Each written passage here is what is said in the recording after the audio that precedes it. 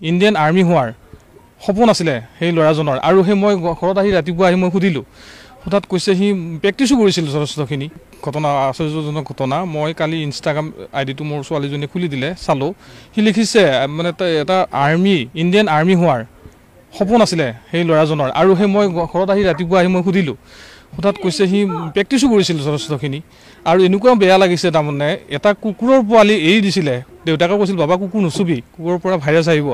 কিন্তু সি ইমান ভাল পায় কুকুৰ পোৱালিটো মই লৈ গ'লোঁ সি কিন্তু মনে মনে দেউতাকে নাজানাকৈ মনে মনে গৈ কুকুৰ পোৱালিটো মৰম কৰি থৈ আহে আৰু এই মাকক আইতাকক এই কথাখিনি কওঁতে কৈছে বাপা কি ক'ম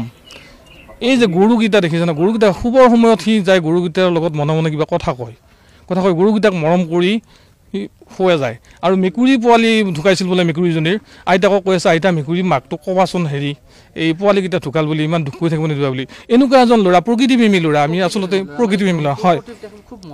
মৰম আছিল জন্তুৰ প্ৰতি জীৱ জন্তুৰ প্ৰতি অতি মৰম আছিল কাণে কাণে কথা পাতিছিল বোলে কথা কৈছিল গৰুৰ লগত হয় আমি অতি দুখ পাইছোঁ সেইকাৰণে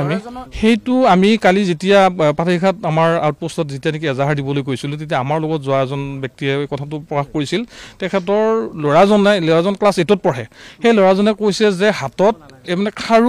মানে 8 পাত হাতত পিন্ধা খাৰু নহয় আচলতে আঙুলিত মেৰিয়াই লোৱা খাৰু সেই পাত খাৰুৰে ঘোচা মাৰিছে আৰু ঘোচা মাৰি বেলেগ এজন ল'ৰাৰ হাতত খাৰু পাত দিছে আৰু সেই খাৰু পাত তেতিয়া ক্লাছ 8ৰ ৰুমটোৰ পিছফালে দলিয়াই দিয়া বুলি সেই মানুহজনে স্বীকাৰোক্তি কৰিছে ল'ৰাজনে দেখিছে নিশ্চয়কৈ আৰু এই কথাটো থানাত অৱগত কৰোৱা হৈছে আৰু আজি তেওঁলোকক এই খালটোত সেই 8ৰ পিছফালে 8 ক্লাছৰুমটোৰ পিছফালে বিচাৰিব দিয়া হৈছে আজি তেওঁলোকে কি কৰিলে সেইটো আমি জ্ঞাত নহয় বৰ্তমানলৈকে কিন্তু এনেকুৱা ধৰণৰ কথা আচলতে এই পৰিকল্পিত এটা হত্যাকাণ্ডই বুলি ক'ব লাগিব আৰু এই ল'ৰাজন তাৰমানে অতীত তাৰ চেহেৰাটো চালে মই ইনষ্টাগ্ৰামত তাৰ ফটো চাইছোঁ চেহেৰাটো চালে আচলতে তাৰ চকুৰ চাৱনিটোৱে অলপ বেলেগ ধৰণৰ তাৰমানে অলপ গুণ্ডা টাইপৰ তাৰমানে গুণ্ডা লাগে এনেকুৱা হেৰি যেতিয়া কাজিয়াখন লাগি আছিল মৃত অৱস্থালৈ শিক্ষয়িত্ৰী বাইদেউ বা সেই কোনো শিক্ষয়িত্ৰী স্কুলত যাই নাপালে যাই নোপোৱাৰ পিছত বহুত পিছত মানে মূৰত পানী ঢালি তেল মালিচ কৰাৰ পিছত শিক্ষয়িত্ৰীসকলে যায় এম্বুলেঞ্চ মাতি দেওমনৈ চিকিৎসা পঠাই দিয়ে তাৰপিছত দেওমনৈৰ পৰা মঙলদৈ পঠায় কিন্তু ল'ৰাজন আমাৰ কাৰণে বহুতে ভাল আৰু ভাল আচৰণ কৰে সেইদিনা দিনটোত প্ৰথমতে আমি যেতিয়া খবৰটো শুনি আমি স্কুলত গ'লোঁ তেতিয়া 3জনহে আছিল তাৰপিছত এজনকৈ আহিল যদিও তেওঁলোকৰ কোনো মানে হেৰি নাই বা শিক্ষক অনুশোচনা নাই যিজন মানে প্ৰধান শিক্ষক তেওঁ বহিয়ে আছে চকীত বহি আছে আমি গৈছোঁ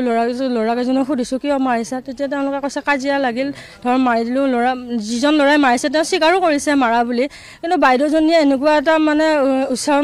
উচ্চাৰণ কৰিছে ল'ৰাজন মৃগী বেমাৰত মৰা বুলি কিন্তু আমি সেনেকুৱা মৃগী বেমাৰ হ'লে আমি ওচৰৰ গাঁৱৰ মানুহ আমিতো গমেই পালোঁ হয় সৰুৰ পৰাই পাইছোঁ ল'ৰাজন নিশ্চয় আমি যদি মৃগী বেমাৰ থাকিলে তেতিয়া আমি গমেই পালোঁ হয় মাক দেউতাক